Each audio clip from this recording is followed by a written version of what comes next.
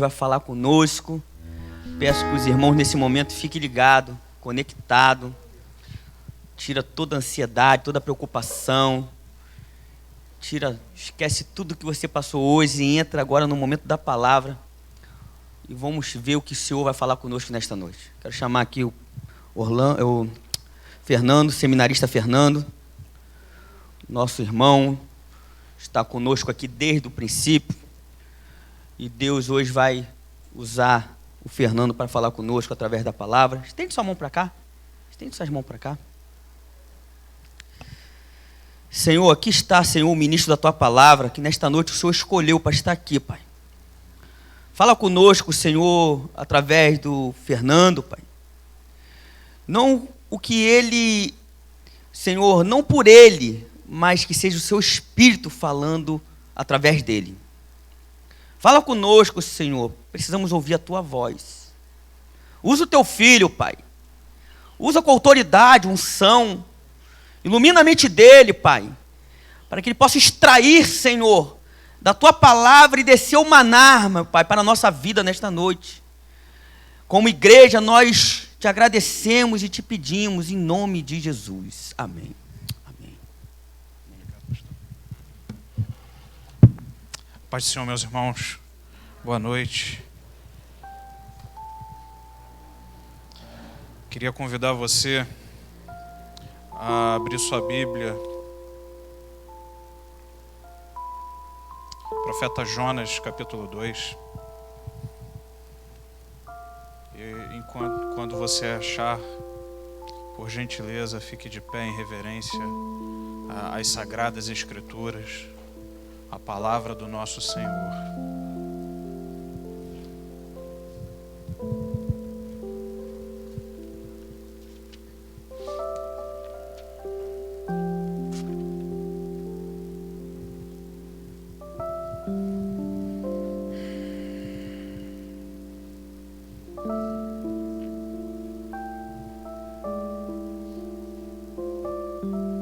Jonas. A dica que eu dou para achar Jonas é voltar, chegar no Novo Testamento, aí volta. Aí vem Malaquias, aí vai chegando. Quando você vê Amós, você já vai mais um pouquinho, que é o vizinho. Quando eu era criança eu pensava assim, lá sabia que tem Jonas na Bíblia? Para mim Jonas era só a história das crianças. E não, tá aqui. Profeta Jonas. Já botei, pastor. Obrigado. Profeta do Senhor. Capítulo 2. Nos diz assim: Então Jonas, do ventre do peixe, orou ao Senhor, seu Deus, e disse: Na minha angústia clamei ao Senhor, e ele me respondeu. Do ventre do abismo gritei, e tu ouvistes a minha voz.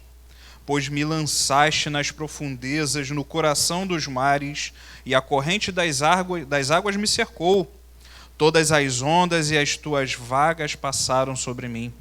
Então eu disse: estou excluído da tua presença. Será que tornarei a ver o seu santo templo? As águas me cercaram até a alma, o abismo me rodeou, e as algas se enrolaram na minha cabeça. Desci até os fundamentos dos montes, desci até a terra, cujos ferrolhos se fecharam atrás de mim para sempre. Tu, porém, fizeste a minha vida subir na sepultura, ó Senhor meu Deus. Quando dentro de mim desfalecia a minha alma, eu me lembrei do Senhor e subi a ti a minha oração no teu santo templo. Os que adoram os ídolos vãos abandonam aquele que lhes é misericordioso, mas com a voz do agradecimento eu te oferecerei sacrifício. O que prometi, cumprirei. Ao Senhor pertence a salvação. E o Senhor falou ao peixe, e este vomitou Jonas na terra. Capítulo 3, verso 1. A palavra do Senhor veio a Jonas pela segunda vez, dizendo: Levanta-se, vá à grande cidade de Nínive e pregue contra ela a mensagem que eu lhe darei. Jonas se levantou e foi a Nínive, segundo a palavra do Senhor. Ora, Nínive era uma cidade muito importante diante de Deus. Eram necessários 3 dias para percorrê-la. Jonas começou a percorrer a cidade caminho de 1 dia e pregava dizendo: ainda 40 dias e Nínive será destruída. Os ninivitas creram em Deus, proclamaram um jejum e vestiram roupa feita de pano de saco, desde o maior até o menor. Quando esta notícia chegou ao rei de Nínive, ele se levantou do seu trono, tirou seus trajes reais, cobriu-se de pano de saco e sentou-se sobre cinzas, e mandou proclamar e divulgar em Nínive o seguinte: por mandato do rei e de todos os seus nobres, ninguém, nem mesmo animais, bois e ovelhas, pode comer coisa alguma. Não lhes deem pasto, nem deixem que bebam água. Todos devem ser cobertos de pano de saco, tanto as pessoas como os animais. Então clamarão fortemente a Deus e se converterão cada um do seu mau caminho e da violência que há nas suas mãos. Quem sabe, talvez Deus se volte e mude de ideia, e então se afaste do furor da sua ira, para que não pereçamos. Deus ouviu o que fizeram, como se converteram do seu mau caminho, e Deus mudou de ideia quanto ao mal que tinha dito que lhes faria, e não os fez. Palavra do Senhor. Quero te convidar novamente a orar comigo.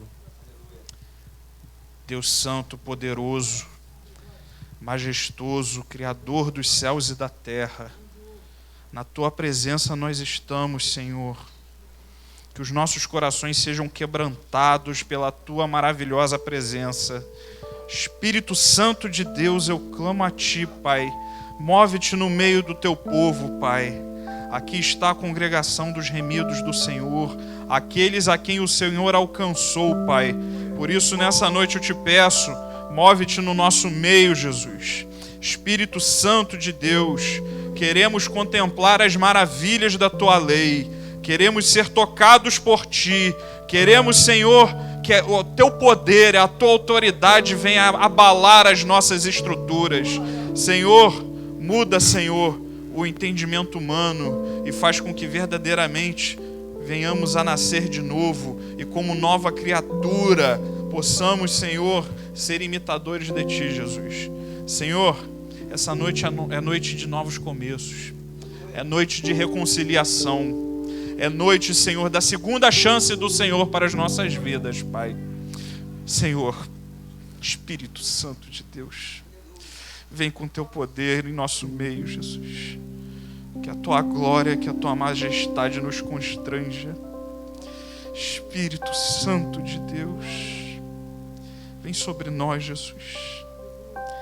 Que o nosso coração seja uma terra fértil e que a Tua palavra seja a semente que encontre essa terra fértil e dê frutos, Senhor, frutos virtuosos para louvor da Tua glória, Jesus. Em o santo nome de Jesus é que eu oro, Pai. Amém, Jesus. Pode se sentar, meus irmãos.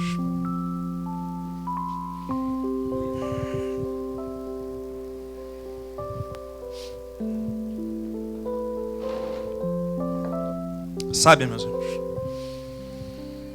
eu realmente pensava que Jonas era uma mera história para crianças, quando eu era criança. Eu sempre vi as professoras de EBD assim, caramba, e agora? Não tem ninguém para cobrir aí, ficamos sem a tia do dia. Sempre quem era substituto ia lá e contava a história de Jonas. E eu pensava comigo, essa história é bobinha, essa história é fácil. É só explicar sobre obediência a Deus e tá tudo certo. Lei do engano. Que bom. Que bom. Sabe, meus irmãos, nesse último domingo, o nosso estudo da Escola Bíblica Dominical foi sobre o que é pecado. E dois ensinamentos que nós recebemos da parte de Deus Porque não é quem ministra, é o Espírito Santo de Deus, a palavra, é a vontade, é a voz do Senhor para a sua igreja. Então não é quem fala é mero canal. E nós vemos e aprendemos que não há anúncio do Evangelho plenamente sem se anunciar o pecado. Até porque Evangelho significa boa notícia ou boa nova. E aí a pergunta, né? Que boa notícia pode haver sem antes haver a má notícia? Não é verdade? Se eu não tenho uma má notícia para dar, a notícia boa é indiferente. E nós vimos que pecado é algo que vai muito além dos nossos não cumprimentos de uma lista de normas. Porque é assim que a sociedade não cristã entende como pecado. Pecado para o mundo é não seguir regras religiosas. Né? Porém, a fé cristã nos ensina que pecado é rejeitar ou ignorar ao Deus Criador. Mas não somente.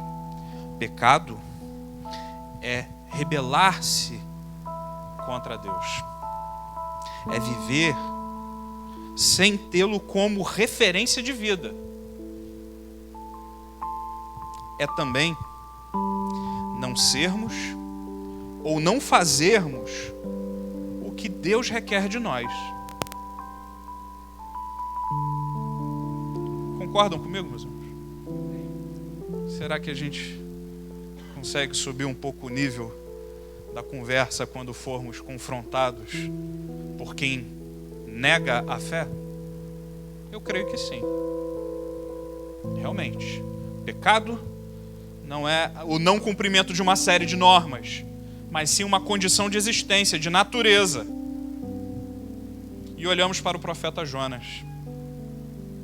Profeta Jonas, descendente de sacerdotes, também profetas. Posso dizer então um cara de pedigree no meio da fé? Talvez sim. E Jonas recebe uma ordem. Está lá no capítulo 1, verso 1. A palavra do Senhor veio a Jonas, filho de Amitai, dizendo: levanta-se e vá à grande cidade de Nínive e pregue contra ela, porque a sua maldade subiu até a minha presença. O profeta do Senhor recebe uma ordem.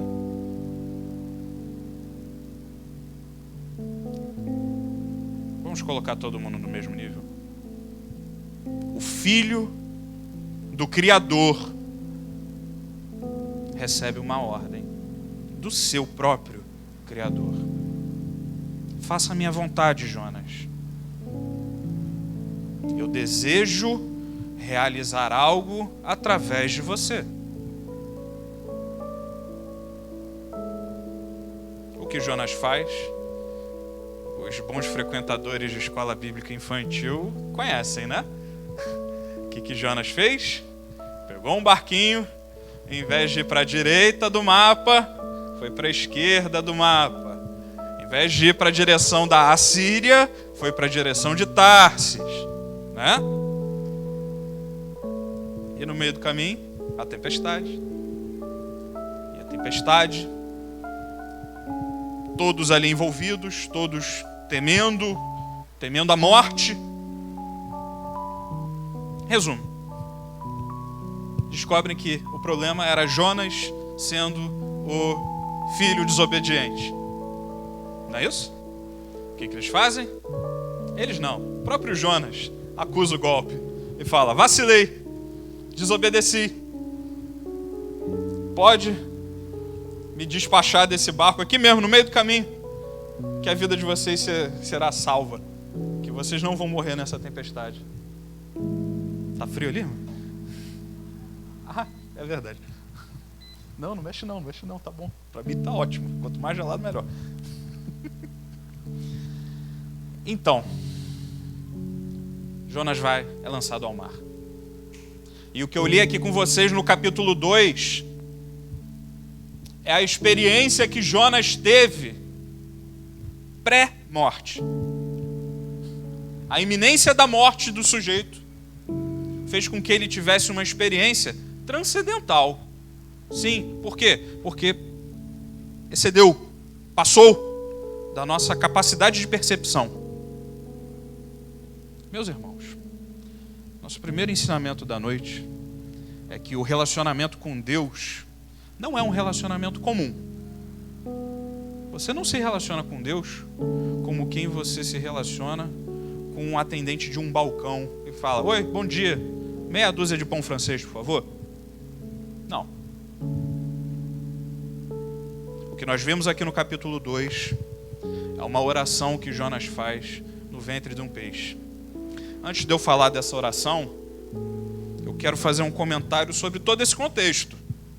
Muitos estudiosos, dizem que o livro de Jonas é um livro alegórico. Ou seja, é fantasioso. Que de fato, Jonas não foi engolido por um peixe, até porque não tem peixe do tamanho de um ser humano que possa o engolir vivo e o regurgitar vivo. De fato. Porém, estamos falando do Deus Criador de todas as coisas. Estamos falando de uma situação tão real quanto você está me ouvindo aqui. Digo isso porque o próprio Jesus, Mateus 12, faz referência ao que aconteceu a Jonas como fato. Bem, nosso Deus transcende o entendimento humano. Creio que seria soberba demais da nossa parte duvidar de algo que o nosso Senhor afirma ser fato. Sim ou não, meus irmãos? Será que eu estou dando muita volta?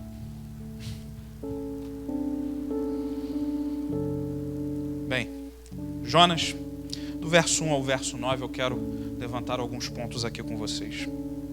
Primeiro, o verso 1 do capítulo 2 nos aponta que a angústia nos leva à presença de Deus.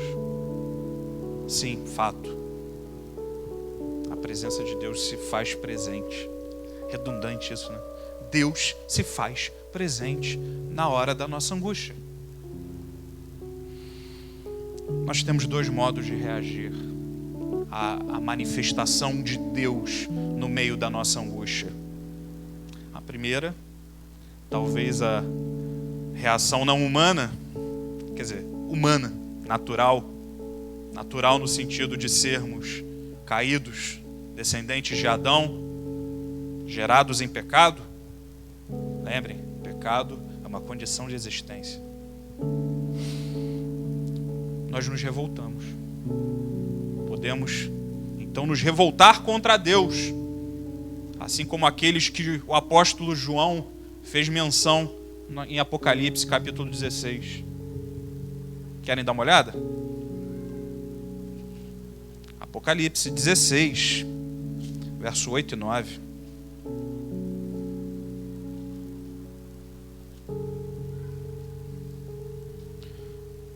Quando o anjo derramou a sua taça sobre o sol e lhe foi dado queimar a humanidade com fogo, as pessoas se queimaram com incenso, calor e blasfemaram contra o nome de Deus, que tem autoridade sobre esses flagelos.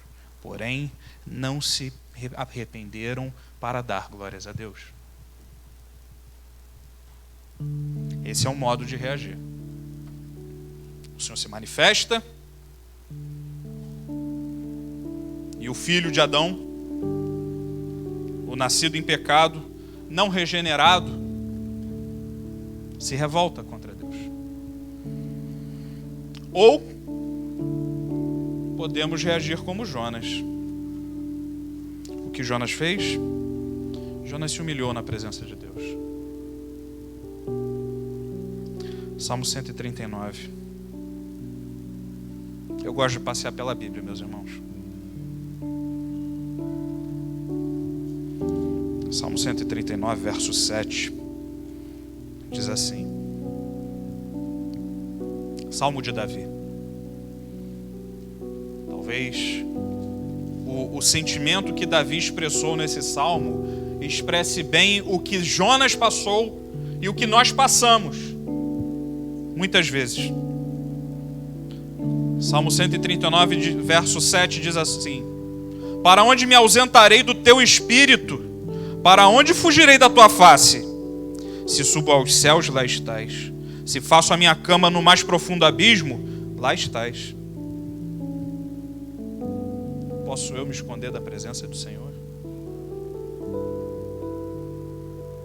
Posso? É possível.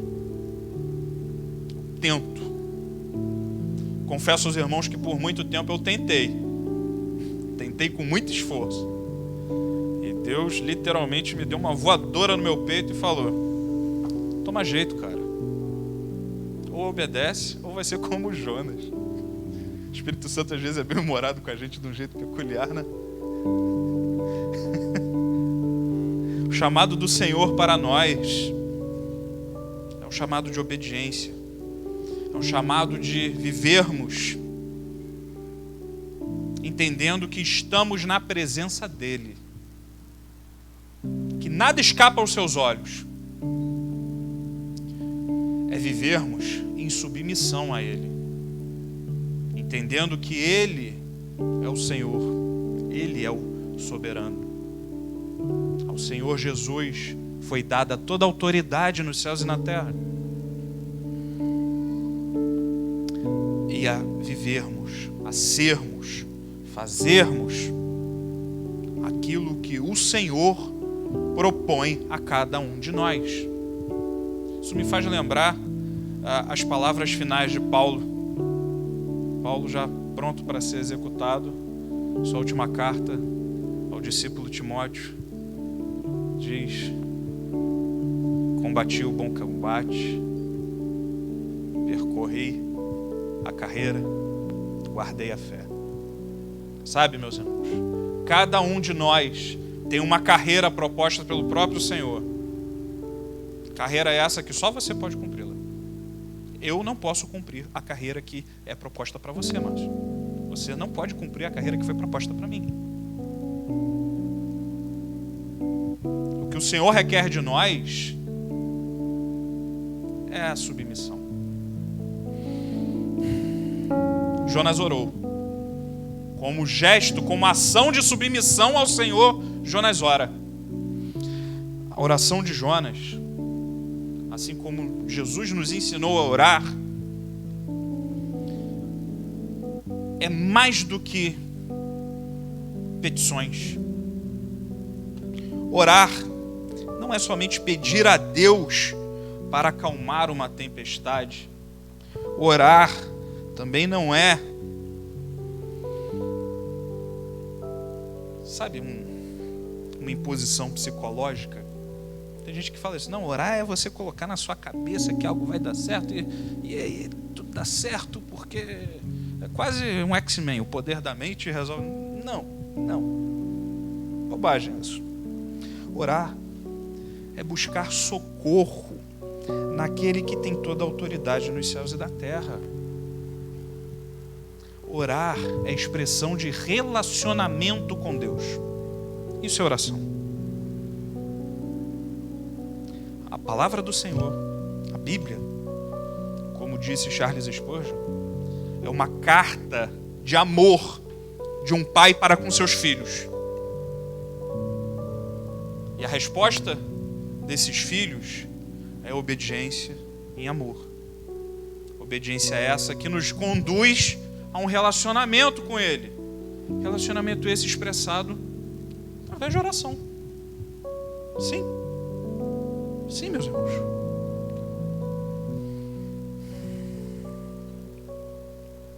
Jonas desobedeceu. Sabe, cartão de crédito? Sabe, né? Você compra, passa o cartão, o dinheiro não sai da sua conta na hora, não é verdade? Mais uma hora vem a fatura. Uma hora tem que pagar. Ah, o que você quer dizer com isso? Quero dizer que o que fazemos tem consequência. Fato. O pecado tem consequência. Vimos aqui domingo de manhã. Concluímos, ou tentei concluir, né? Da próxima vez eu vou tirar a pilha daquele relógio para o pastor Paulo não mandar eu ficar quieto. Concluímos que o salário do pecado, como Paulo diz à igreja de Roma, é a morte. A desobediência ao Senhor tem como consequência a morte. Bem, Deus disciplinou Jonas. E muitos podem pensar assim: poxa, então Deus é um ser, é um sujeito que gosta de punir aqueles que o desobedecem. Quem é pai, quem é mãe talvez entenda melhor. Já precisou dar aquela chinelada educativa? A criança chora, não chora na hora? Às vezes nem dói, às vezes chora só pela manha de ter tomado a bronca. Mas dá 5 minutos depois, como é que tá a criança? Os meus ficam pendurados no meu pescoço. Parece que, zerou a conta. E zera mesmo. E zera mesmo, porque foi uma expressão de ensino para dizer: filho, você fez errado. Corrija seu procedimento. Seja adequado. Já deu muita chinelada, né, presbítero? Tô vendo a reação da tua filha. Aí, pai. Quando você tiver o seu, vai ser a sua vez. Antes que a lei da Xuxa entre em vigor, tenha filho logo. Deixa eu voltar para cá. Hebreus 12 diz assim: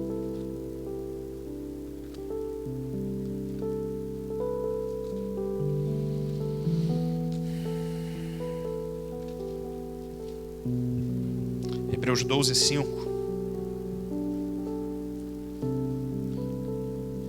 Vocês se esqueceram que a exortação que lhes é dirigida como filhos?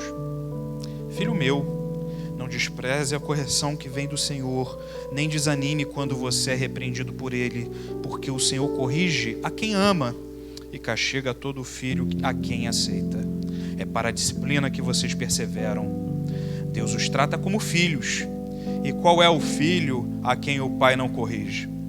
Mas, se então, sem essa correção, da qual todos se tornaram participantes, então vocês são bastardos e não filhos.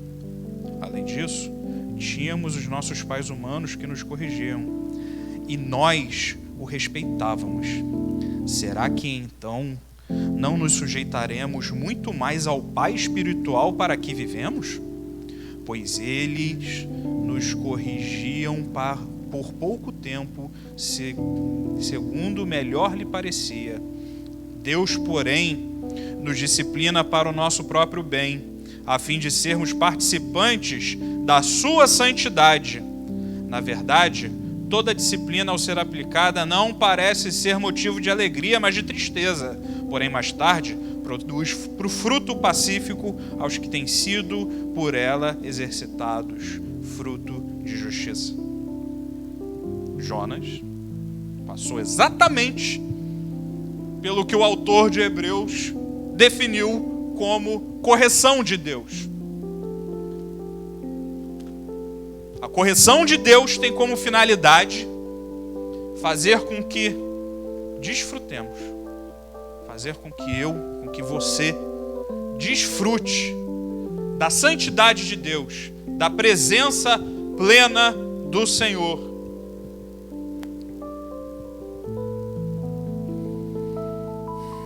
Sabe, a grande tragédia do pecado não é que o nosso Criador fica chateado com a gente? Francamente, nós não somos nada. A grande tragédia do pecado é que o pecado nos separa de Deus. É que o pecado nos afasta dele. É que o pecado faz com que sejamos como Adão. Adão pecou. Qual foi a primeira coisa que ele fez? Se escondeu de Deus. Saiu, fugiu. Se escondeu e ainda tentou jogar a responsabilidade na esposa.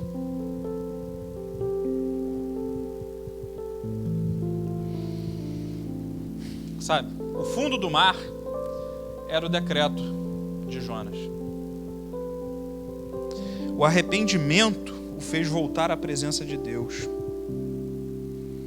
A conversão ao Senhor, a presença de Deus, o fez desejar ter comunhão novamente com Ele. Quando Jonas, em sua oração, fala em novamente eu voltarei ao seu templo, bem, ele é um judeu. A forma do judeu deste período se relacionar com Deus é apresentando sacrifícios no templo. Bem, nós somos filhos da nova aliança. Esse véu desse templo já foi rasgado. Nosso relacionamento com Deus não é mais através de ir a um local e cumprir um ritual. Aí, até irmão. Não. Nosso relacionamento com Deus é através da nossa vida para Ele. E é exatamente isso que acontece com Jonas. Daí vem um dos versos, na minha opinião, mais belos de toda a Bíblia. Jonas capítulo 3, verso 1. Corrigindo.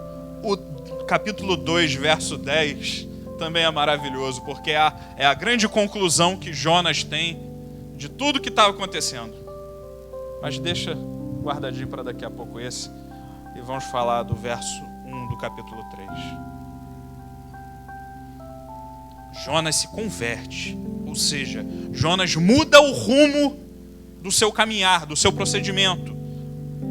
Ele entende então que Deus o propôs seguir uma carreira e que havia um propósito para ele e que esse propósito refletiria não somente na vida dele, mas de toda uma cidade.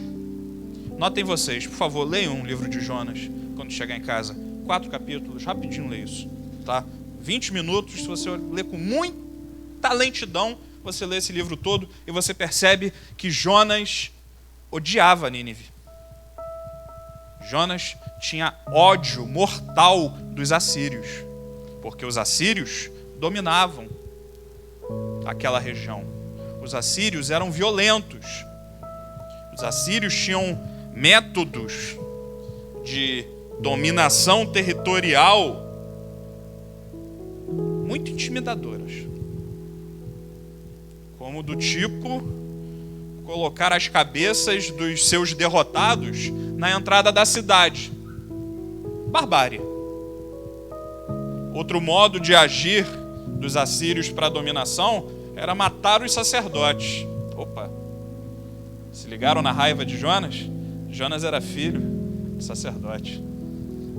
As escrituras não dizem, mas provavelmente ou o pai dele ou alguém muito chegado foi morto por um assírio, porque ele tinha muita raiva desse povo. Muita.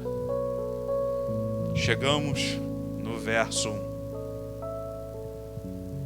O peixe vomitou Jonas na praia e ele foi até Nínive. Não, o Jonas não foi vomitado em Nínive, porque Nínive fica a uma distância considerável do mar. Então, ele ainda teve que fazer uma longa caminhada até chegar lá. Verso 1, capítulo 3. A palavra do Senhor veio a Jonas pela segunda vez. Isso é tremendo. A palavra do Senhor não vem com acusação depois do pecado. Agora, o que foi para o fundo do mar não foi Jonas, mas sim os seus pecados. Agora, quem está ali é Jonas, arrependido, sendo chamado novamente por Deus para percorrer a carreira que lhe foi proposta. Deus é um Deus de segunda oportunidade. Nosso Deus nos dá uma nova chance. Nosso Deus acolhe aqueles que se arrependem verdadeiramente do seu mau caminho, da sua essência pecadora. Mas eu não fiz nada, eu não faço nada para ninguém, eu não estou aqui na minha. Não... Meu irmão, pecado é uma condição de existência. Nascemos em pecado.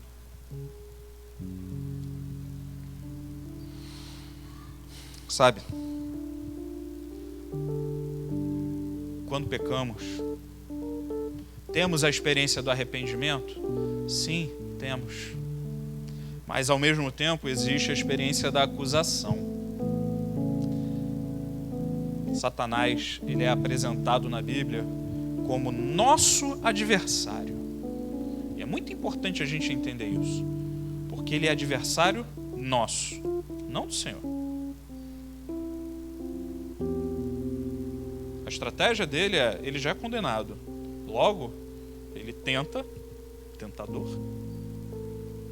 ele tenta levar com ele o máximo possível, porque a condenação dele já foi. Enfim, deixa o coisa ruim para lá. Ficamos com o Senhor. Pela segunda vez, a palavra do Senhor veio a Jonas. E a ordem do Senhor é clara: levante-se. Se levanta. Você caiu, pecou, falhou, se arrependeu. Se levanta, se apruma. Segue. Faz o que eu mandei. Vá a Nínive. Vá à grande cidade de Nínive. Deus faz questão de dar essa ênfase para o profeta. A grande cidade de Nínive. Deixa eu fazer um parêntese aqui. Por que grande? Sabe?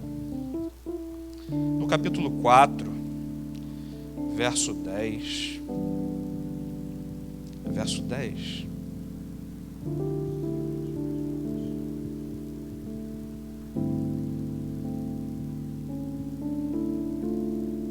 Isso. Verso 10. E o Senhor disse, essa é uma conversa após tudo, tá? Você tem compaixão da planta que não lhe custou trabalho nenhum. Você não a fez crescer. Numa noite ela nasceu e na outra noite seguinte ela desapareceu. E você não acha que eu deveria ter muito mais compaixão da grande cidade de Nínive, em quem há mais de 120 mil pessoas que não sabem distinguir entre a mão esquerda e a mão direita? Tem duas formas da gente entender isso aqui. Não vou fechar a questão de qual está certa, mas ambas são possíveis de se entender. Das duas, uma. Pense comigo. Pastor Leandro, tua filhinha tem 1 ano. Ela sabe qual é a mão esquerda e qual é a mão direita? Se você soubesse, manda para a NASA a criança, né? Talvez o que Deus estava fazendo referência era a quantidade de crianças que haviam nessa cidade. Olha quantos bebês tem aqui. Olha a próxima geração que eu tenho preparado para alcançar. Como não terei compaixão? É possível. É possível e bem viável. Bem viável esse tipo de interpretação.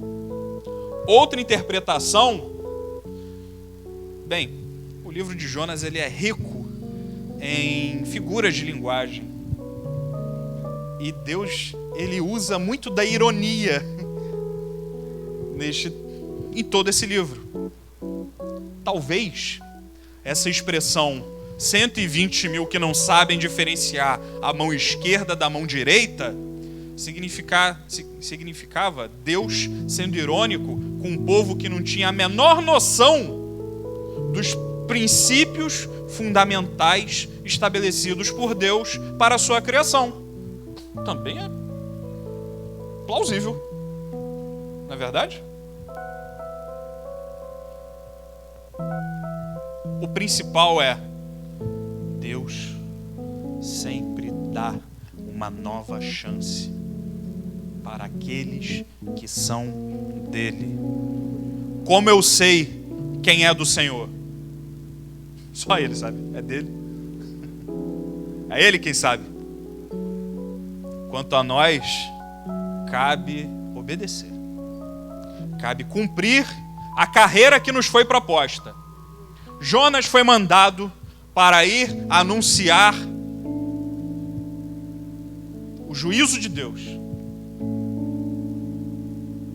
Jonas anunciou que haveria juízo de Deus, haveria destruição de um povo caso não houvesse arrependimento. E o que é arrependimento? Arrependimento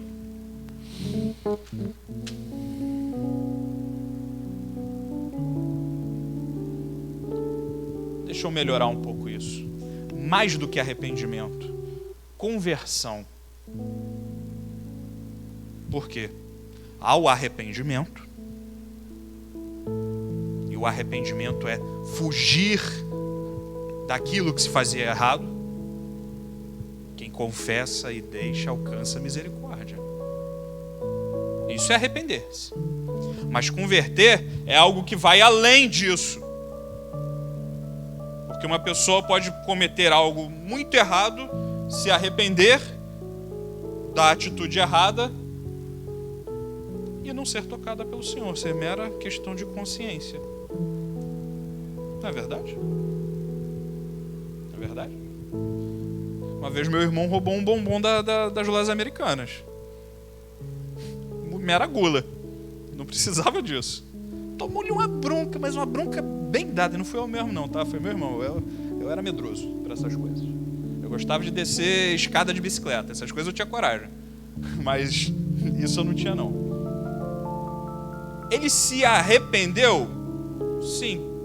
Porque o arrependimento dele foi uma Havaiana tamanho 40, bem direcionada. Esse foi o arrependimento dele. Nunca mais pegou bombom da loja americana. Mas isso não transformou a essência dele. Arrepender-se é algo que a natureza humana consegue. Mas o que o Senhor nos chama é para algo que vai além do arrependimento. E isso se chama conversão.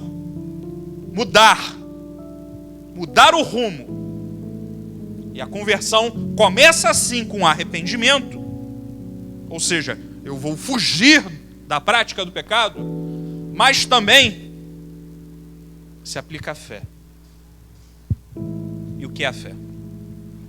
Enquanto o arrependimento é fugir do pecado, a fé é correr para Deus. Isso é conversão.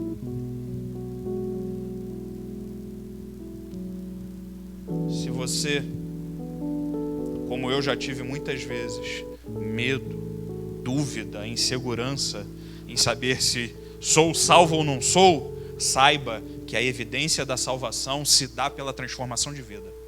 Aquele que está em Cristo, nova criatura é. O que Jesus disse? É necessário nascer de novo. Posso eu voltar ao ventre de minha mãe? Não. Quem nascer da água e do Espírito.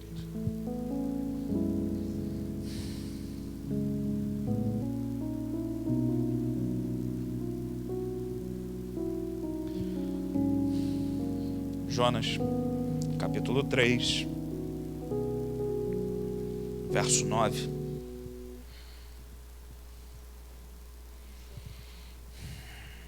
Verso 8. Jonas cumpriu a proposta de Deus? Mais ou menos. O texto fala que Nínive era uma cidade que demorava 3 dias para percorrer toda ela. Jonas percorre ela em quanto tempo? Em um dia. Ele fez bem feito o que Deus mandou ele fazer? Não, né? Você tem 1 hora para pregar. Você prega só em 20 minutos? Provavelmente você não falou tudo o que tinha que falar. Se uma cidade que percorre um caminho de 3 dias, no meu Atlas lá diz que Nínive tinha mais ou menos 100 quilômetros de raio, ou seja, 200 de diâmetro. Realmente uma grande cidade, né? Uma região metropolitana do Rio, talvez.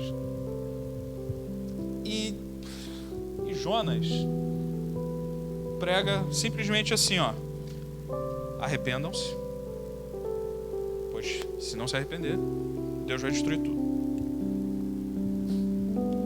Uma das coisas mais belas do Evangelho é que o poder de transformação não está no interlocutor, mas está no autor. Filipenses 2 diz: tanto agir quanto o realizar, tanto o querer quanto o realizar, procedem de Deus. Cabe a nós, ministros, sermos dispenseiros. Sabe dispenseiro? É quem leva o que está na dispensa. Não é você que prepara. Não é você que... Você leva, você serve. E serve tudo que tem direito. Mas não é você que prepara. Como assim, filho? A palavra nunca é do pastor. A palavra nunca é do ministro, do convidado. Não. A palavra é do Senhor. O que cabe ao ministro do Evangelho é fidelidade à mensagem que o Senhor ordena. No mais, a obra é do Espírito Santo. O agir no meio do povo é obra do Espírito Santo. Jonas pregou mal pra caramba e pregou mal de propósito. E ainda assim, pelo poder do Espírito Santo de Deus, toda uma cidade, todo um povo foi tocado, se arrependeu da sua violência. O próprio rei fala: olha, que todo mundo aqui faça um jejum, se humilhe e se arrependa da sua maldade. Era um povo sanguinário, era um povo violento, um povo mau. Sabe, gente ruim. Gente ruim. Por isso que Jonas não queria. Jonas tinha raiva dele. Tinha raiva desse povo. Tanto é que Jonas foge e ainda explica o porquê fugiu. Está lá no capítulo 4. Ah, Senhor, verso 2. Não foi por isso que eu disse, estando ainda na minha terra? Por isso me adiantei fugindo para Tarsis, pois sabia que tu és Deus bondoso e compassivo, tardio em irar-se e grande misericórdia, e que mudas de ideia quanto ao mal que anunciaste. Jonas sabia do poder de Deus. Jonas sabia o tamanho do estrago, no bom sentido, que a mensagem da salvação faria naquela cidade. Mesmo não querendo, ele teve que obedecer. Sabe, meus irmãos, a pergunta que um dia o Espírito Santo me fez, eu gostaria de fazer a você também. Você vai obedecer ao Senhor? Vai ser e fazer aquilo que o Senhor propôs a você? Ou vai tentar ser como Jonas, que mesmo não querendo teve que fazer porque o Senhor é soberano, porque a vontade de Deus prevalece em todas as circunstâncias? Vai precisar ser como Jonas. Jonas experimentou a iminência da morte. Está me ameaçando, Fernando? Eu não. É a Bíblia. É o texto bíblico. A experiência de Jonas foi essa. Serve como bom conselho. Vamos obedecer. Vamos seguir aquilo que o Senhor propôs a cada um de nós. Ah, mas o que o Senhor propôs a mim? Não sou eu que vou dizer. Não sou eu. Eu não sou oráculo. Nem quero ser. Isso não bate com não cabe aqui na nossa, não é da nossa fé esse tipo de coisa. O que nós vivemos, nós, igreja do Senhor, o que nós entendemos é que nós temos um Deus que se manifesta. Um Deus que nos criou para relacionamento com Ele. Para, de fato, voltarmos a ser sua imagem conforme a sua semelhança.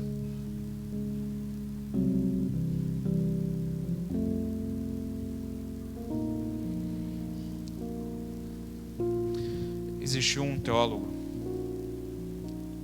conhecido como Strong, e ele fez a seguinte ilustração sobre Deus, sua palavra e em relação a nós. Existe o sol, existe a cera e existe o barro. O sol é o mesmo, só que no barro ele enrijece, na cera amolece. Deus é o mesmo. Deus é imutável. Deus não muda. Os princípios do Senhor são imutáveis. Mas aí você pode vir e falar: mas espera aí, Fernando, olha a contradição aqui. O texto fala que Deus se arrependeu. Né? Tá lá? Capítulo 3, verso 10. Na minha tradução diz: Deus mudou de ideia quanto ao mal que tinha dito que lhe faria. Talvez alguma tradução diga aí: Deus se arrependeu. Não é verdade? Meus irmãos, essa expressão, se arrepender, é algo que o autor tentou aproximar da nossa capacidade de entendimento, porque fato é que Deus não muda. Deus já havia estabelecido em seu decreto que aquele povo seria resgatado para ele através de Jonas. Jonas querendo ou não. Então o que é esse arrepender? É um trava-língua chamado antropopatia. Atribuir a Deus uma reação humana para a gente tentar entender o que aconteceu com Deus. Mas na verdade, não foi Deus que mudou. Deus não mudou seu decreto. O decreto do Senhor é o mesmo. Arrependa-se. Arrependa-se, porque o juízo é chegado. Ora, se está se oferecendo arrependimento, significa que se está oferecendo um caminho de salvação, um caminho de justiça, um caminho justo. E é isso que o Senhor nos propõe. O Senhor propõe a cada um de nós nessa noite que sejamos novamente reconciliados com Ele. Sabe? Não é o que eu já fiz. É o que eu faço. Jonas era profeta do Senhor antes de Nínive. Não há registro, mas certamente ele já serviu ao Senhor, profetizando em outras circunstâncias, em outras ocasiões. A questão é: Deus nos chama para um novo começo. Deus nos chama para um caminho de misericórdia, um caminho de experimentarmos e vivermos o seu amor, a plenitude da sua graça, um concerto para que desfrutemos dele. Deus nos chama novamente. Deus te chama novamente, meu. E arrependido dos seus pecados, o Senhor não lembra mais. Por isso que agora o que está no fundo do mar são os pecados e não Jonas. Assim somos nós, arrependidos. O Senhor não joga mais na nossa cara. Ele não lembra mais, mas dá uma nova chance, dá um recomeço. Eu ainda tenho uma carreira para você percorrer, meu filho. É isso que ele diz, assim como Jonas.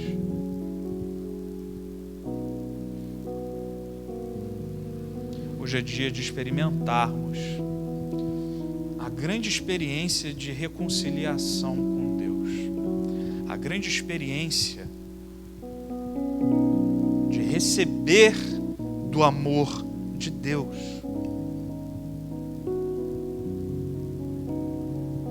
Sabe, meus irmãos, quando eu ouço assim, os planos do Senhor não podem ser frustrados, por muito tempo eu ficava revoltado com isso.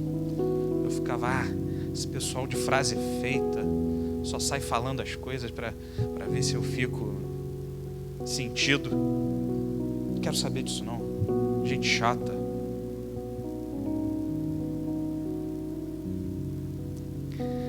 Mas realmente o que Deus decretou para as nossas vidas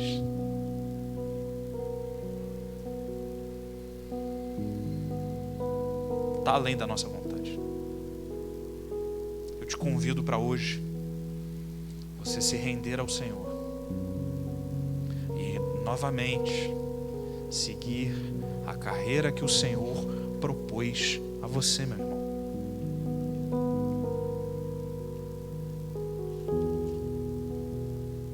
A palavra do Senhor veio novamente, veio uma segunda vez a Jonas, a Fernando, Márcio, Lucas, Isaac. Veio uma segunda vez e diz: levanta-se, levanta-se. Veio uma segunda vez. Levanta-se, vá. Há um propósito, ainda não acabou. Eu quero te convidar a ficar de pé nessa hora. Eu quero orar por você, meu irmão. Nós ainda não estamos naquele hábito agradável de vamos orar todo mundo aqui junto. É gostoso isso, mas onde cada um está agora? Eu quero orar com você. Se você entende que realmente hoje Deus te chama, Deus te dá uma nova chance pela segunda vez. Mas não é a segunda, Fernando, talvez seja a 20ª.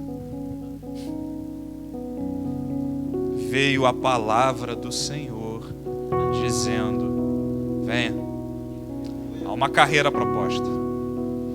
Eu quero orar com você.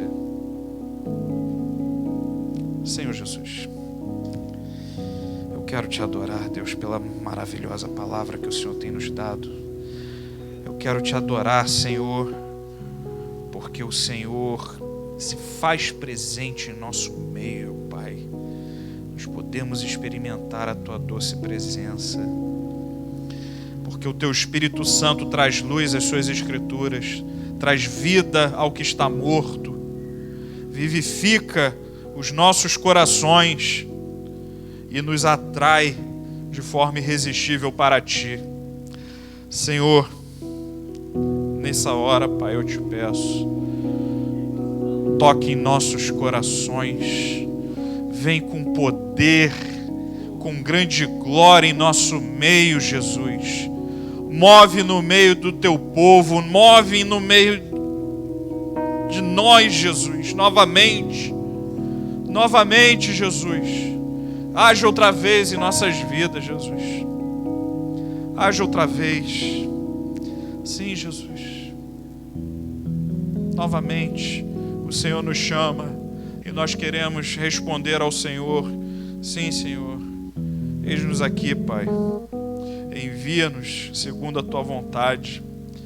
queremos te obedecer, queremos fugir do pecado e correr para ti, Deus, para vivermos segundo a tua perfeita vontade, para vivermos entendendo e tendo o Senhor como nossa referência de vida, Deus. Oh Deus, que comece hoje um novo caminhar, um novo agir, um novo modo de pensar, um novo modo de proceder, Pai, um modo de vida digno do seu Evangelho, um modo digno do Senhor Jesus, um modo digno daquele que é santo, daquele que é perfeito, reto e imutável. Senhor Jesus, transforma os nossos corações, Pai. Nos dá, Senhor, uma nova vida, uma vida em Ti, Pai, que possamos viver em Ti, viver para Ti e para louvor da Sua glória, Deus. Senhor, tenha misericórdia de nós, Pai, assim como o Senhor teve misericórdia de Jonas e assim como o Senhor teve misericórdia dos ninivitas, Pai. Não queremos, Senhor, não queremos experimentar do Teu juízo, mas queremos experimentar da Tua graça, da Tua glória, da Tua majestade, Senhor.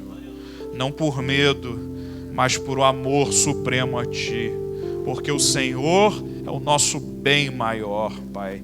Podemos ser agraciados pelo Senhor das mais diversas formas, mas nenhuma é tão maravilhosa quanto a Tua presença. Pai, o nosso bem maior és Tu, Pai. O Senhor nos convida para uma segunda chance e queremos responder sim, Pai. Envia-nos, Senhor. Envia-nos para cumprir o Teu chamado, segundo a Sua soberana vocação, Pai. Em o santo nome de Jesus é que eu oro. Aleluia. Podemos cantar. Sabe, meus irmãos, eu pedi para a irmã Carla, para o irmão Lucas, preparar aquele louvor que vocês viram eles cantar. E realmente, hoje é dia de uma segunda chance. O Espírito Santo nos chama. Eu não sei como te expressar, mas eu sei que o Senhor te chama. Aleluia. E quanto a nós, cabe responder esse chamado. Por favor.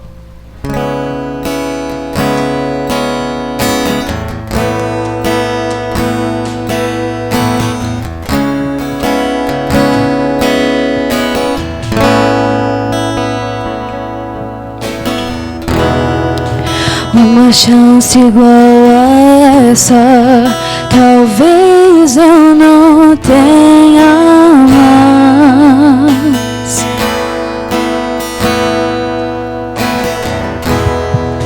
Quero estar em Tua presença, nem que seja a última vez.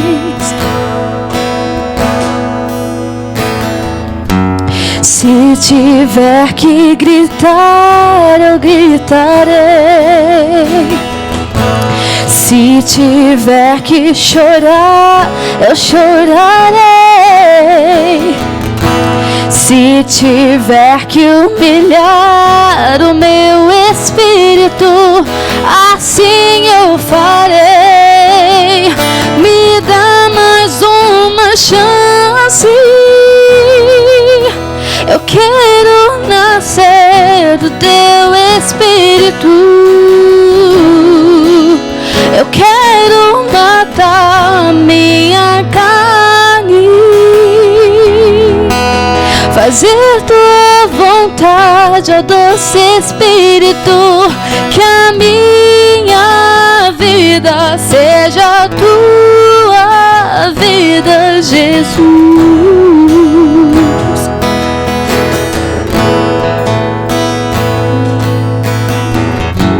Se tiver que gritar, eu gritarei. Se tiver que chorar, eu chorarei. Se tiver que humilhar o meu espírito, assim o farei. uma chance. Eu quero manter do teu espírito. Eu quero matar minha carne, fazer tua vontade, ó doce Espírito. Que a minha vida seja tua vida.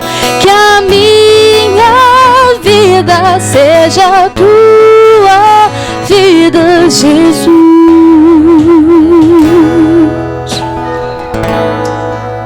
Aleluia. Glória a Deus.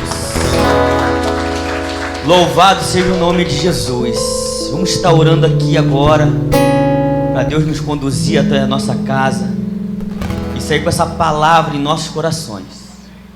A palavra que Deus está nos chamando. Deus está nos chamando. Se coloque na posição, meu irmão. Se coloque na posição do chamado de Deus, porque Ele quer te enviar para fazer uma grande missão. Nós fazemos parte dessa missão. Pai, no nome de Jesus, obrigado, Senhor, nesta noite pela Tua palavra, pela Tua mensagem, Pai. Eis-nos aqui, Senhor, nos colocamos na posição para fazer o ide do Senhor, Pai. Oh, Deus, venha, Senhor, nos dar, Senhor, a unção, a autoridade no Teu nome. Venha, Senhor, nos usar, Senhor, para a glória do Teu nome, Pai. Nós estamos aqui na posição, Senhor, no chamado ao qual o Senhor, meu Pai, nos propôs. Estamos aqui, Senhor, na caminhada do Senhor. Estamos, Senhor, na engrenagem ao qual o Senhor nos colocou, Pai. Não queremos ficar fora, Senhor, dessa engrenagem, desse chamado, Senhor. Porque quando nós estamos fora, é como um peixe fora do aquário. Oh, Deus, nós estamos aqui, Pai. Usa-nos, Senhor. Usa-nos, Senhor, para a Tua glória, Senhor, para o Teu nome ser engrandecido, Pai. Nos dê a Tua palavra. Nos dê toda a direção, Pai. Mostra, Senhor, o caminho ao qual teremos que percorrer, Pai. Nos mostra, Senhor. É que eu te peço nesta noite, Pai, nos leve para a nossa casa, para o nosso destino, e que possamos ter uma noite, Senhor, com um sono reparador, Pai. Possamos descansar, Senhor, para amanhã estar de pé, para mais uma vez engrandecer o Teu nome. É que eu te peço em nome de Jesus. Amém. Faça assim com suas mãos. Que o grande amor de Deus Pai, que a graça e a rica consolação do Espírito Santo, que o amor de Jesus seja com todos nós, não só por hoje, mas para todos sempre, e todos digam amém. Glória a Deus. Até domingo!